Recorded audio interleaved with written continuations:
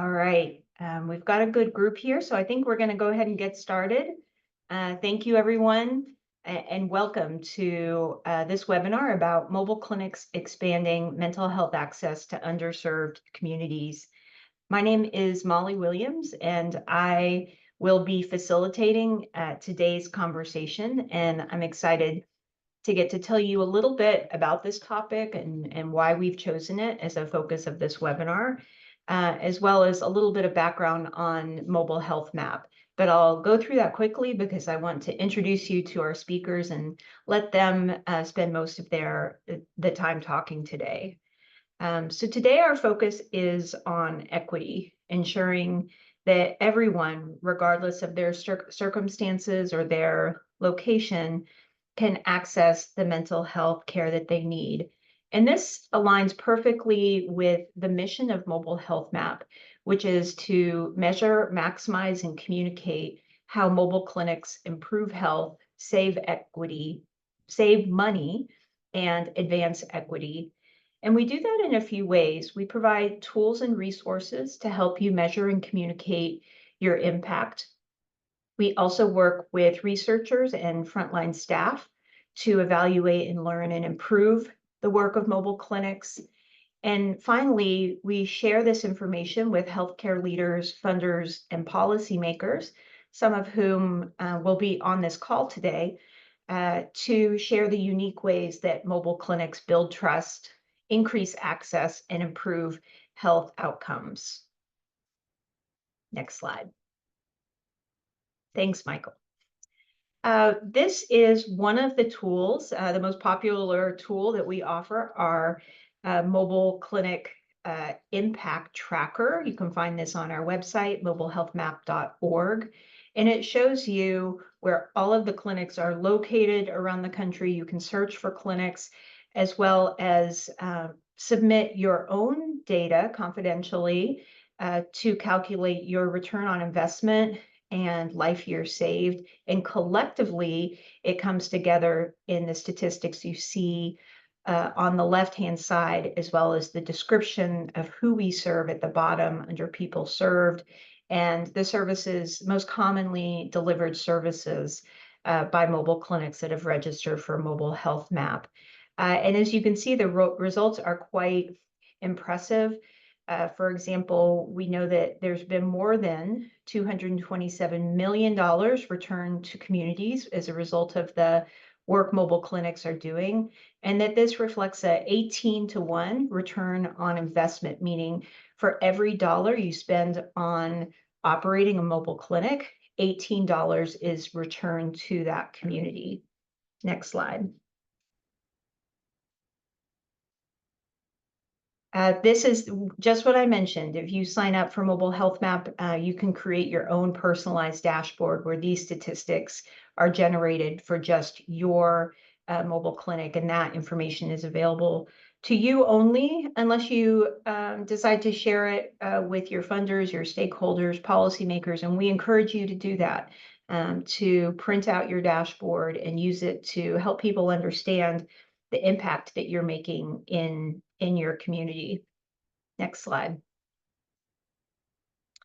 The work that we do, I know for all of us, has deep meaning and is an opportunity, whether we specifically focus on mental health or not, it's an opportunity to connect with people in a meaningful way. And as we know, this type of connection is needed now more than ever. Mental health care is a critical need for many communities, and yet it remains out of reach for too many people. And our national statistics, I won't get into them. We all know the problem. Today, we're going to talk about solutions. But we do know that marginalized and rural communities, often face the greatest barriers, from a shortage of culturally competent, linguistically concordant providers. And these barriers are deeply rooted in systemic factors, systemic barriers.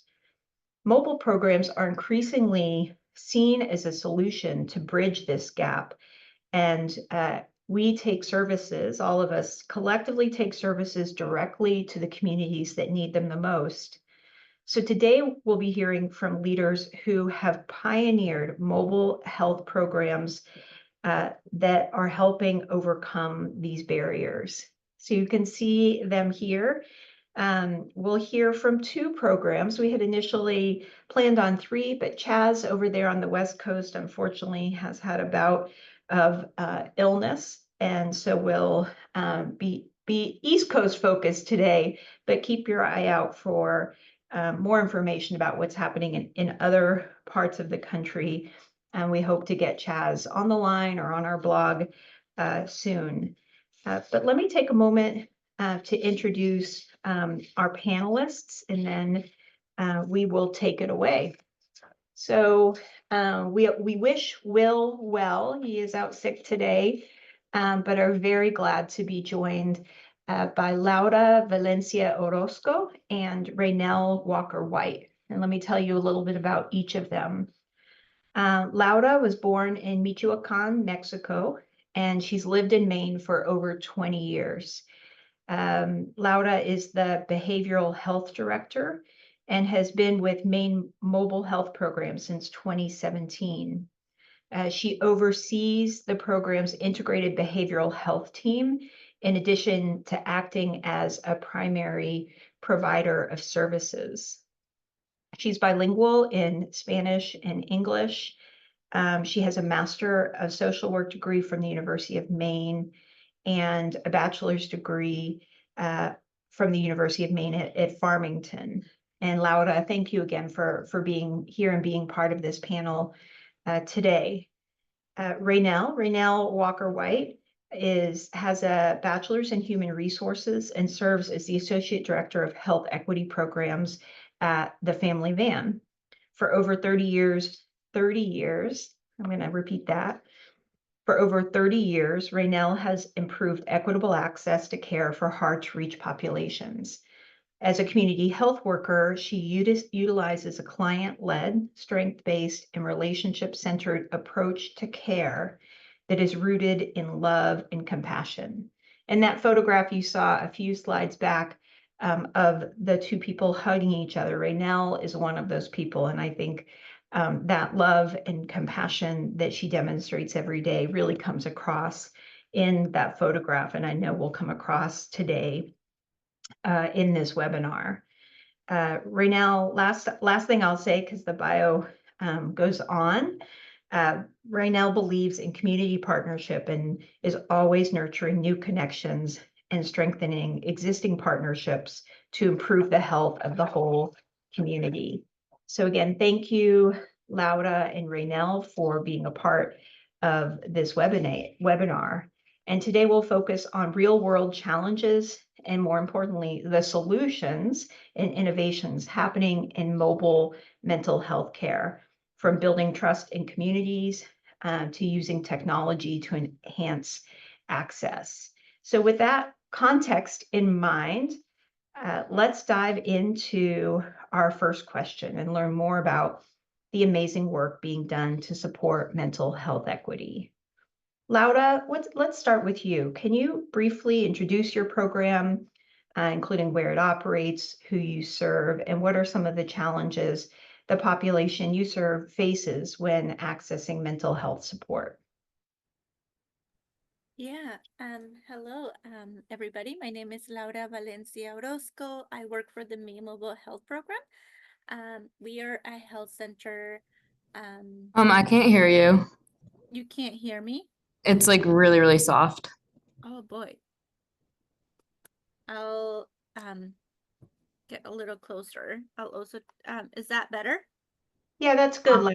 A little bit, yeah.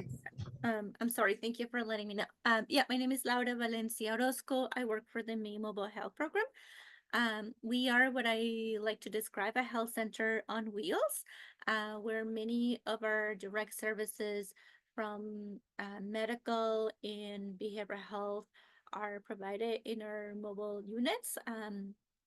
We have four mobile units. We have two large ones and one minivan that I use to go see patients in their home. The majority of our patients are are farm workers across the state of Maine that either live here year round or that migrate to do the different harvests. We also provide services to patients that live here year round that do dairy and seafood processing. And I would say that the large majority also speak other language than English. Our patients come from different countries, from Mexico, Puerto Rico. Puerto Rico is not a different country, but they do speak Spanish. From Haiti, we've been seeing more people from Venezuela, a little more from Peru, definitely a lot from Guatemala, Honduras. And we're just seeing the different trends that are happening over the years and how they're impacted by global warming and how the different harvests have been impacted by that.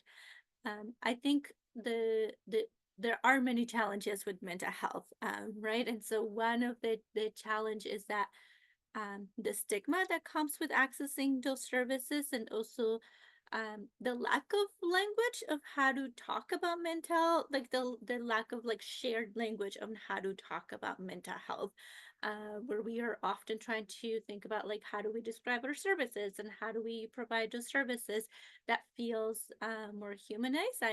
As a native Spanish speaker, I have received most of my education in English in the United States, and all of those practices are very targeted towards the white community. But there's not a lot that practices like CBT or any of those treatments are not translated in the languages that we're providing services. And so bridging that gap and trying to, often I feel like we're the ones sort of like doing the translation, and not only the translation, but the culturally brokening to really link treatment to be patient centered. And I can speak a lot more on that, but that's one of the many barriers. We do have all of our behavioral health providers are bilingual. We have another full-time behavioral health provider, and then we have 3 part-time remote behavioral health providers that speak Haitian Creole, in addition to other voucher providers that speak other languages. And we strongly believe that hiring bilingual and bicultural staff that really represents the population that we are working with strengthens the trust and the relationship that we're able to build with our patients. Excellent. Thank you so much, Lauda. What about you, Ray? Can you introduce the program, a little bit about where it operates and who we serve, and also some of the challenges that our communities face? Thank you, Molly. And good afternoon, everyone. The program, the Family Van, is a program out of Harvard Medical School, which is a health screening preventive medicine van, where we go out into the communities and we provide free health screenings Tuesday through Friday. And we are sitting on predetermined street corners for a total of 3 to 6 hours every day, where we are working with the communities who have different cultures, different barriers, different challenges. And most of all, it's a community. And when we go into these communities, we are invited into the communities. We don't just park our van in any community. We are talking to everyone in the community, whether it's somebody who owns a store, a vendor, somebody that is doing different services in the community, the health centers, the hospitals. We want to make sure that we're talking to people who are in the churches as well. We want to make sure that the schools and the agencies that might be able to help our clients are able to give us some support and some resources as well. So when we do go out into the communities, we are providing services like blood pressure screenings, diabetes screenings, cholesterol screening, nutritional counseling, lots of education and referrals. And we are partnering with a lot of different agencies, hospitals, clinics, to allow our clients to be healthier and stronger. And when you think about the challenges that we are seeing in the communities that we're servicing, we are seeing people that are not their insurances are not adequate enough to really give them the care that they so deserve. The medications, they're not getting the medications that they need. And like you spoke, Lara, about linguistically appropriate cultural services, you need to have people speak the languages of the people where they're coming from, different countries. We see people from Haiti, we see people from Brazil, we're seeing people from Portugal. In all of the Latinx countries, we are seeing them. So if you're not able to serve people in the capacity of where they can understand the information and you can speak their languages, you're not going to really be able to service them well. And you also think about not having the providers. People are burnt out. You're looking at people that are not able to do the work. COVID has really put a damper on a lot of our community health workers. And at the same time, our program is designed by a doctor, anesthesiologist, but there are community health workers that are working the program. And that she wanted to make sure that she didn't have a doctor in the box. And when you see it as a community health worker working in the community, they are working alongside with people, and they are definitely the community. They're coming from the community and they see people for who they are, and they've been through some of the struggles and the challenges. So it's a win-win for everybody to be able to be in that space. Thanks so much, Ray. I think you both made excellent points about this, the importance of language and culture and shared experience. And that really leads to my next question, which is about trust.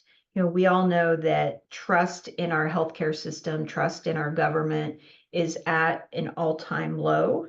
Uh, but I often hear and see mobile clinics building trust in ways that you don't see anywhere else. So can you tell me a little bit about how you work to build trust with the communities that you serve, and what have you found to be effective in creating and maintaining trust with your clients? Laura, would you like to start?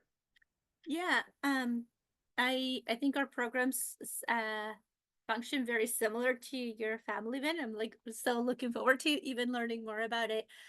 We are also founded for the majority of our staff are community health workers that come from the community, and something that has helped to build trust is that the fact that we go into people's homes after work hours. We're not asking them to accommodate their schedule around us, that we are, if we are taking them, sometimes we, for the services that we're not able to provide on our mobile clinics, we make appointments with other health centers where we pay for their services and they act as voucher providers. And we are very transparent about what are the things that we can pay for, what we cannot pay for. And for me as a behavioral health provider, something that I've really learned is that the typical therapy modalities don't necessarily work for my population, that it's really about community engagement, that it's really about empowering them, that it's really about walking the line with them, helping them how to make appointments, how to ask questions with their medical providers. We recently had a patient that was really stressed because she was giving contraceptive medication and she felt very um, she was she was upset by that because she thought that it was not she didn't have a partner. And so what was the doctor trying to say to her by giving her this contraceptive medications when she had asked for medications to control her periods, and in her country there were medications to controlling her menstrual periods. And we had a long discussion over coffee about this, about like, how do you ask these questions, what are those pills for? And we did a lot of research together, and so eventually she felt better about taking those medications. So it's really about how do we allow patients to share those frustrations, to ask questions, so that then we can bring it back to the doctor and really be that linkage that goes beyond the sort of like the typical therapy modality that we're more accustomed to. Excellent, thank you. Raynell, do you want to speak a little bit about trust? Sure, definitely. When you think about trust, you think about seeing the person for who they are. We meet people where they're at. So when they do come aboard the family van, it is an opportunity for us to really listen to them. And we have been around for so many years. The work that has been done over the years has really been impactful, not only to the communities, but to people that have brought family members and their loved ones to the van. We see people that only come to the United States for a couple of months at a time. We have a program that's called the Healthy Roads Program that we have implemented on in our program that allows us to walk alongside of people who are going through mental health challenges, anxiety, stress, any concerns or barriers that are keeping them from getting to point A to point C. I'll say C, because A to Z, that's a lot. If you can just help them with one or two things at one time, we walk alongside of them. And we're working with them with 5 different sessions where we're teaching them how to breathe. We're giving them opportunities to allow them to tell us how they can see themselves getting over some of the humps. We're not giving them advice. We're helping them to get through and to see that there is a light at the end of the tunnel. Thanks so much for that, Ray. I'm wondering if you could talk a little bit about the unmet needs that you see, specifically when it comes to mental health. Everyone experiences stress in life, emotional ups and downs. But for the specific populations that you're both reaching, what do you see going untreated? What are the gaps in care that you're helping to fill? I could speak a little bit to that. I think consistency in care with them. Their doctors are leaving. A lot of times you'll get a doctor and the doctor is there, or the resident will be there for a couple of months and then they leave, and then the patient falls through the gaps. There are patients that are on medications that might not be working for them right away, and they're not going back to tell their doctors that this is not working for them, but they choose not to take it. And so our goal on the family van is really to make sure that this person, their needs are being met. So we advocate for them. We're making sure that we're calling to find out if we can find another provider for them, or we can find out why this medication is not working for them. Though there's gaps in people paying for their insurances, there's gaps in people paying for their medicine. And then you think about homelessness. You're out there on the street, you have your medication, or you could be incarcerated. And when you leave the institution, they're giving you medication there. It's in a box or something, and then you go to a shelter and they steal it. So these are things that we need to fix. We can't fix it on our own, but you think about the challenges that people are going through. If you're homeless, you're living in a shelter, and then somebody's taking your medication, or the medication that you've been given is not working for you. We need to be better advocates at advocating for the needs of our clients when it comes to that. Thanks, Ray. Laura, do you want to add anything? I think I would echo a lot of what was already said, and I think also like education on mental health and how to talk on both sides, right? On the patient, but also on the doctor side. There's been so many times I work very, very closely with our doctors on the mobile clinics.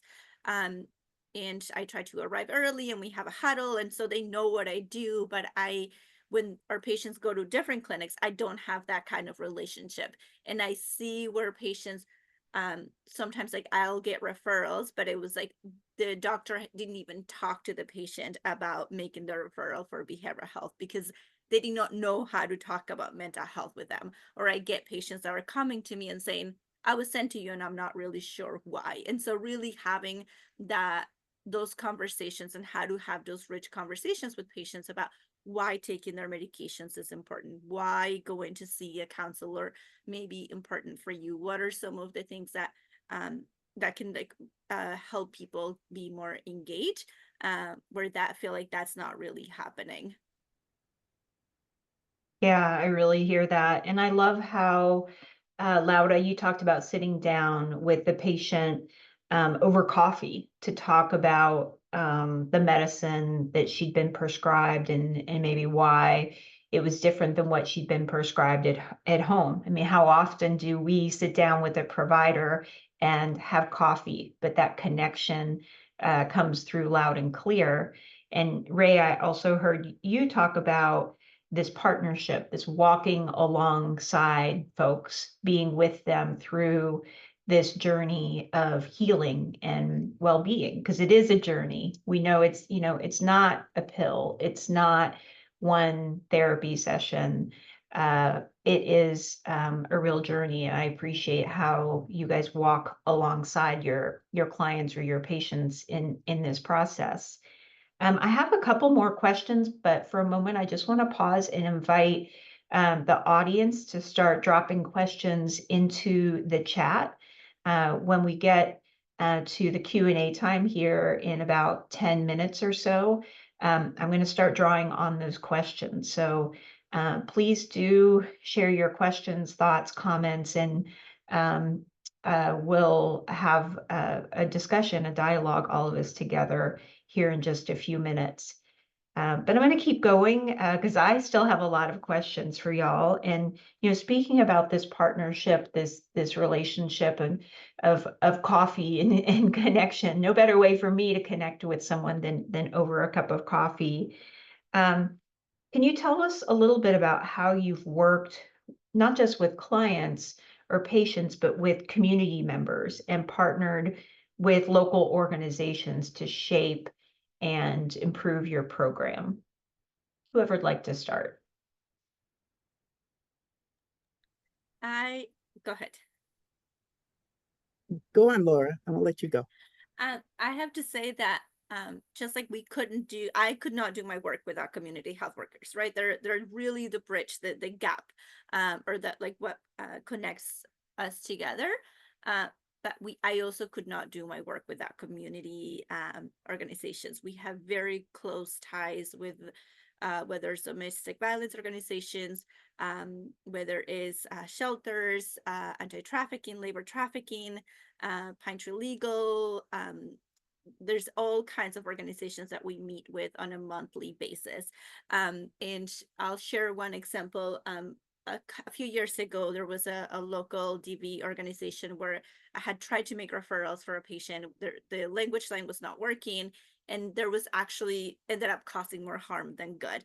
And so I reached out to the director, and I also reached out to the Maine Coalition to End Domestic Violence, and we met for months to look at our protocols, to look at policies, and also to meet with each of the local DV organizations to talk about what is like for a non-English speaker to access services in their agency, and what does it look like to have different documentation status? What are some of the barriers? And so they were really able to talk to us about the different policies that they have, so that our patients could understand their services. And so that's where sometimes we can act as a cultural broker. We're not necessarily interpreters. We do provide interpretation for medical appointments, but we can step in other regions, whether it's for schools, for food pantries, for whatever is needed in the moment, so that our patients can really engage with the different systems. And I think you were talking a little bit about building trust and relationships. For me to be able to make a referral to another organization, I have to call them ahead of time and say, tell me again, walk me through your process from the minute that a patient picks up the phone to when they are fully engaged with your services, or what does it look like if somebody comes into your building, and to be able to have some of those really difficult discussions with them, and we're able to build trust. We're asking a lot of invasive questions of our patients about housing insecurity, food insecurity, transportation, and we want to be able to come back with solutions. And so I want to know who's my neighbor, or who's my neighbor community that is going to be able to help us access those services. And if I can add, thank you so much, Laura. I do agree with that. Community health workers are truly the glue that holds a lot of programs together, and definitely holds the family band together. And when you think about being in the community and people coming to you, we're parked in your backyard, but at the same time, it has to be a trust factor, right? For them to even enter into your van. And when you think about the agencies and all of the different entities in that community, if you don't ever get off the van to do outreach, you'll never know what's in that community, right? I mean, you'll talk to your mom and pop who owns a store, or bodega. You have somebody else that's selling fruits or vegetables on the corner of the street. If you walk past them each and every day, you don't know what they might be able to add to our clients at the same time. We are partnering with community health centers, hospitals, different schools. We are doing services in senior homes as well. And you have to have a network of people to be able to get the work done, because no man is an island on their own. And if you don't connect the services and the resources, go to community meetings. If you're not in the community to know what's happening, you'll never know what that community stands in the need of. You may think you know, but if you're not hearing and listening and being in places where the community themselves are present, like the libraries, we frequent libraries. We have our services in libraries as well. We do social service centers, wellness centers. We are partnering with Stop and Shop right now, where our clients are coming in and they're getting some nutritional counseling. We need to be in places where we can make a difference in our clients' health. Thanks for that, Raynell and Lauda. I've got one more question for you, and we've got a lot of questions in the chat, so I want to make sure we leave plenty of time for them. But I want to hear, from your experience, and we have people on the call here who may want to start a mental health program or a behavioral health program on their mobile clinic. They may want to even start a mobile clinic specific to behavioral health. What lessons would you share to those who are looking to expand mental health services in their community through some type of mobile program? What advice could you give them? I think that lessons learned are not every program is going to fit your program. You may have to tweak somebody else's program or the way that somebody is doing something to allow you to make the best effort to be able to take care of the client to the best of your ability. Through the Healthy Roads program that we have implemented a few years ago, we got training from the program. They started in Rwanda, and it was with community people that walked alongside of their communities in the different silos out there. And the thing about it is, some of the stuff was a little bit too much for our clients. When you think about too much therapy, and we're not into therapy. We're not doctors. We don't give out medicine. So we had to tweak it. We tweaked it to the place that we could work in conjunction to, we adapted their training, but at the same time, we had to tweak it a little bit so that the work that we do is really basic, and it was something that our clients could incorporate. They could receive it, and at the same time, we've seen that they really did well from the beginning to the end. The changes were just phenomenal. It's phenomenal. And I think I would really add sort of like stepping out of your comfort zone, right? Like when I was going to school, this is not what I thought I would end up doing. It's completely different. And so I think sometimes you just have to let the journey play out and like really listen to what the community needs. In 2018, so prior to me working here, we had never been able to provide services to our Haitian Creole community. We had no providers, and we kept hearing that the patients were not interested in that services, that there was such taboo that they would just not access it. And so it always felt really overwhelming to me, but there was one community health worker that kept saying, nope, that's wrong. No, we gotta, if we're really trying to be equitable, like we need to be able to provide services to them as well. And so after a lot of work, we partner with the William James College in Massachusetts, and we had someone that came and did a needs assessment and really talked with our patients and did surveys, and we found out that patients were actually interested in mental health services. And we also were concerned that we had no one in person, that it would all be remote, and that we would still bring the mobile clinics, but that perhaps people would not feel as comfortable calling or talking to someone on a video call. And turns out that today we have 3 providers because those services are needed. So really listening and talking to community members who they really helped us shape the how that program was gonna turn out based on what the patients were telling us. Thanks And for that.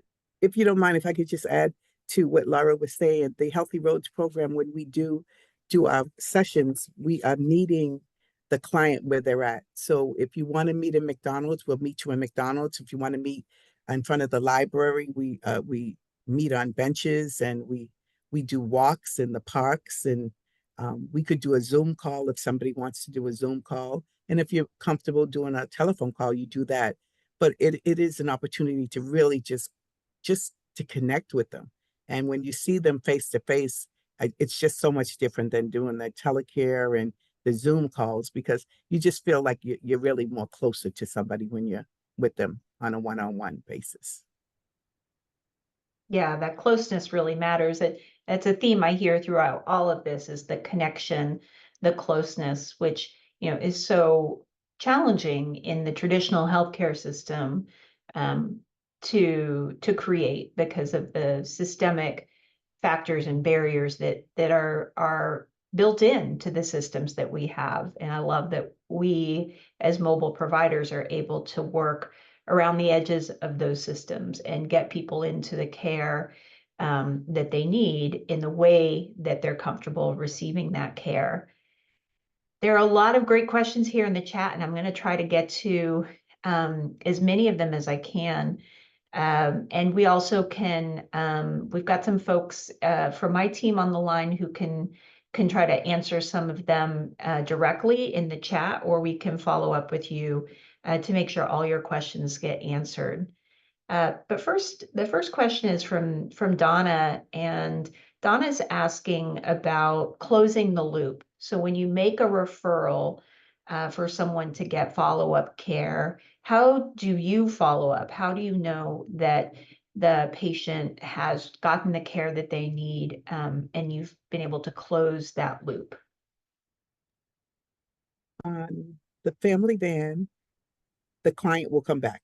But one thing about the van, it's totally a connecting vehicle, put it that way. People, they love what happens on the van. It's a total different experience, but that's our mobile unit. But we do call the clinics, and we have a resource, a person that we can just talk directly with and make sure that that person made the appointment or kept the appointment. And if not, a lot of them come back and they're like, oh, I'm not going to go back there anymore because I wasn't able to see the doctor I wanted to see, or I want to come to see you all because you all treat me really well. But then at the same time, they'll come back and say, the doctor put me on new medicine. You told me I'm going to need new meds, or they just come back. And that's the beauty of being on the family van, because we're in the community and it's a continuous, the wheels are turning, and we're there each and every day. We're like the mailman, put it that way. We're out, the rain, snow, sleet, we are out. And I thank goodness for our patients that come. They come in the rain, they come in the snow, and we're like, you need to not be here. But I'm going off track, but I'm just letting you know.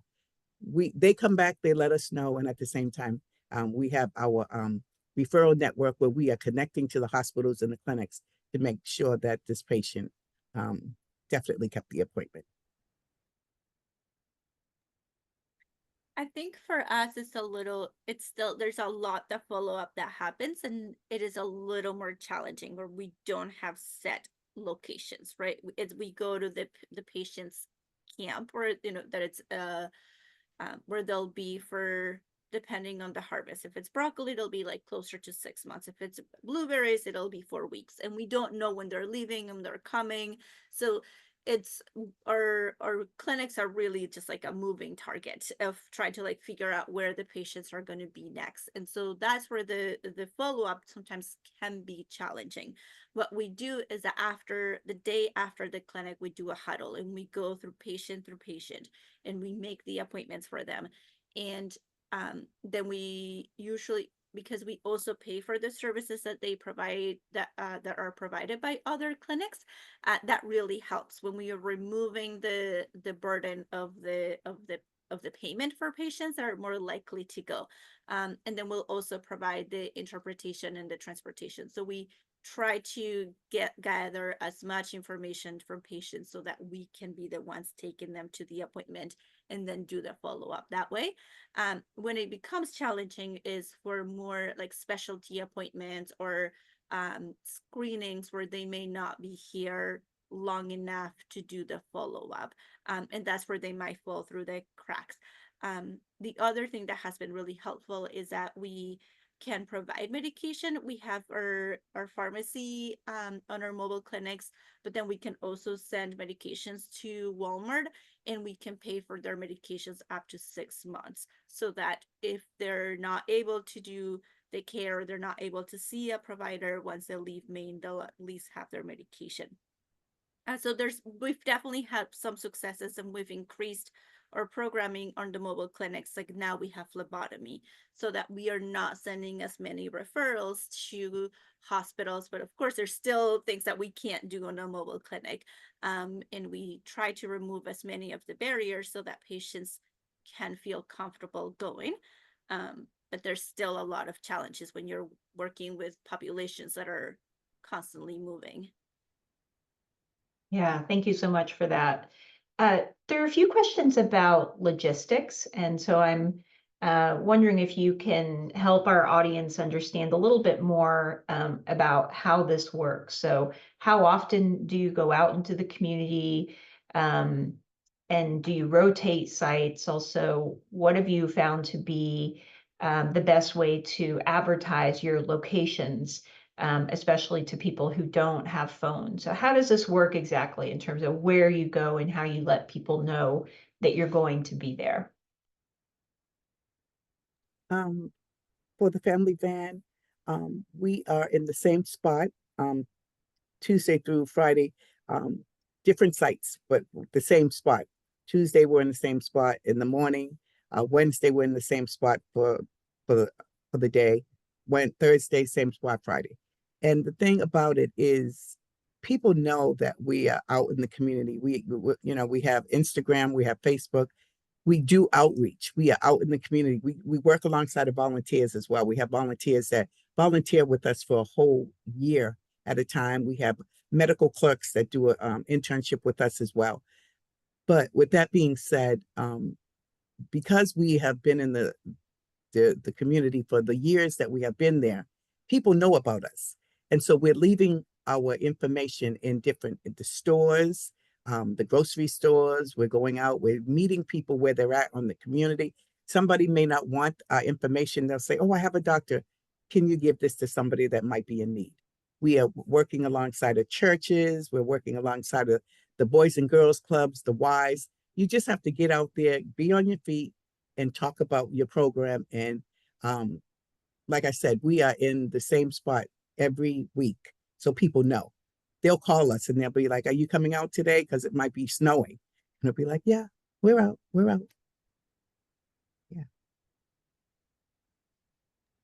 Yeah. So for us, it's it's very different. Actually sounds like a dream to be able to be in the same place. So the thing to keep in mind is that our mobile program, or the mobile clinics, are primarily for migrant patients. Anybody can access them, but they primarily the target population are our migrant populations. The patients that live here year round, they access care through our voucher program, where we pay for their services and that they go to actual health centers. So that's a little different, but for us, we plan harvest by harvest. And so wreaths, for example, is coming up, and that's the Christmas wreaths, and that is the biggest harvest that we have so far, and it happens down east. Down east meaning like Machias, Maine, which is really very, very rural. And so the planning for those clinics start early on in September, where we're calling the growers, we're calling contractors. We're also calling patients to find out, are you coming back? How many people are coming back? Where are they going to live? And so we have to map out the different camps. And the logistics of it become very challenging because sometimes people will be invited back, sometimes they won't be invited back. There's a lot of tension with contractors and growers. And so it's really trying to figure out how do we keep those relationships, but making sure that the communications are really happening with the patients and that the care is being led based on what the patients want and need. And so right now we have a draft that is hopefully will stay that way of which camp we're going to go on what night. But we may have to adapt where we're not able to go to that camp because maybe the language capacity that what we thought we should be staffing is not that, or maybe there's less patients, or maybe their shifts change. So there's our clinics are ever so changing. But we do have sort of an idea of what part of the state we're going to be in depending on the harvest. Thank you for that. The next question is about serving people experiencing homelessness. And Laura, I don't know if this applies to you because you're serving the migrant camps, but I think there's probably a lot to learn from the work you're doing in terms of how we take care of people who are unhoused.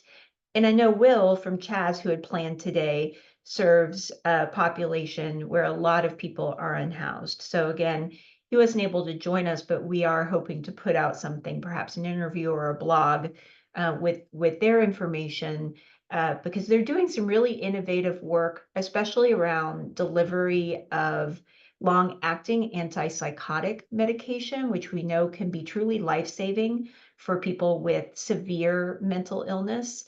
And I really want you to hear about that, but unfortunately we can't speak to it right now.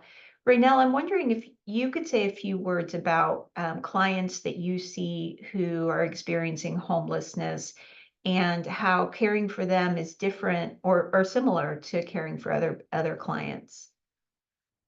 Yes, we do see a lot of homeless people, and when you think of homelessness could be somebody that's sleeping on somebody's couch. You don't always have to be homeless being in the streets. We do see a lot of people that are in the streets sleeping, and those in shelters. And because the family van is free, all our services are free, and we receive everybody and we see everybody for who they are. We are seeing a lot of people that are struggling right now with homelessness. And, you could have an apartment today and be on the street tomorrow. So what we do is we make sure that we are meeting the needs of the total client. So if that person comes in and they're homeless and they may need a bed for the night, we are referring them to a place where they can get sleep, get safe space. If there's a mom there who has a child that may need to be immunized or just need some food, we're making sure she gets a food pantry. We want to make sure that we're meeting the total need of that client, no matter what you are experiencing. And just because you're homeless doesn't mean you can't be served. So we do the best we can. We don't have a lot of resources for them. Sometimes we will have like toiletries that we give out. We'll give out, water. We always have water. We always have snacks on the van. We give that to them. Plus, with the other people that we are partnering with, we're able to call and say, I have somebody here that's in need of this. And that's what their community engagement is. And that's what that partnering is. You always want to make sure that you have partners that are able to help you no matter what. It's like that you're dialing 911 or 411. You need to have other people to help you. So that's how we work with our homelessness. And I would say very similar, although we are not working with many of our patients are not living in the streets. Many of our patients are not in shelters. We have experienced that, but we don't have a lot of experience with that. A lot of our patients are experiencing homelessness, where they are staying, where they're sleeping on someone's couch, where maybe they don't know where they're going to be sleeping tomorrow. And I think that's where for me particularly, that's the most challenging, because we want to be able to help them with housing. We want to be able to help them apply for general assistance or Section 8 and all the other things. And it's very hard. And so it can be very emotionally taxing for our community health workers, as well as those systems are so complicated. And what I will say is that I feel like often when it comes to that, we're like kind of putting out fires, right? Like we're maybe helping them get into emergency shelter. We're helping them, pay for a hotel, or looking for other organizations that can pay for a hotel. We're looking for different programs, but they're not necessarily like a long-term solution. And so we're doing the best that we can, and in the same way, partnering with other organizations that can really pitch in and help us out. And whether sometimes it's just like the town that they're staying in, that can be really helpful to make those connections. But it's hard to find like long-term solutions for patients that are experiencing homelessness. And we do see that quite a bit, particularly for our young brown population. Thank you, Laura.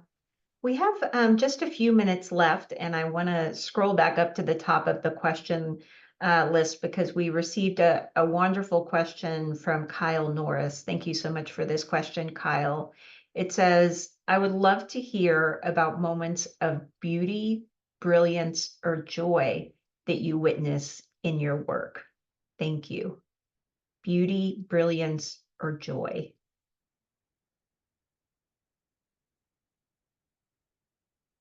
Yes, definitely. There is always moments of brilliance, beauty, and joy in my day, every day, all day. And when you love what you do, you're going to see beauty. Like somebody today came in and said she's a trash collector, and a little mental illness going on there. But you know what? I said to her, "You are not a trash collector. You're a treasure hunter." Oh, I like that one, she said.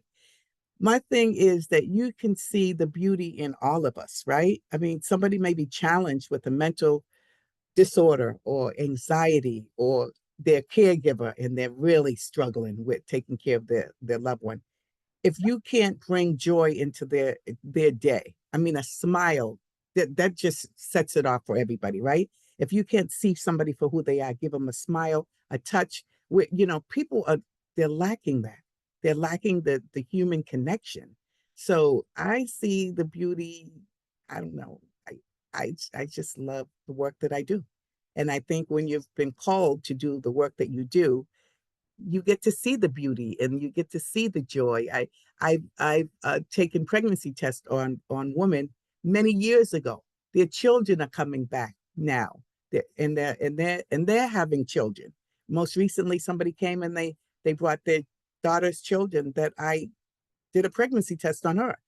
One, they're going to school, they're going to college, and they're coming back because I've been on the van for 30 years, but I'm seeing I'm reaping the benefits of the work that's been done over the 30 years. I'm not the one doing it by myself, but I see joy in the work that my students, I see the joy. I see the beauty of them graduating, going to medical school, and learning firsthand how to deal with people and treat people with dignity and respect. It's an honor. So I think every day I see beauty. Every day I see joy. And I bring it. I'll bring joy. And I think that Laura does too. You can see it, Laura. You bring it. Yeah.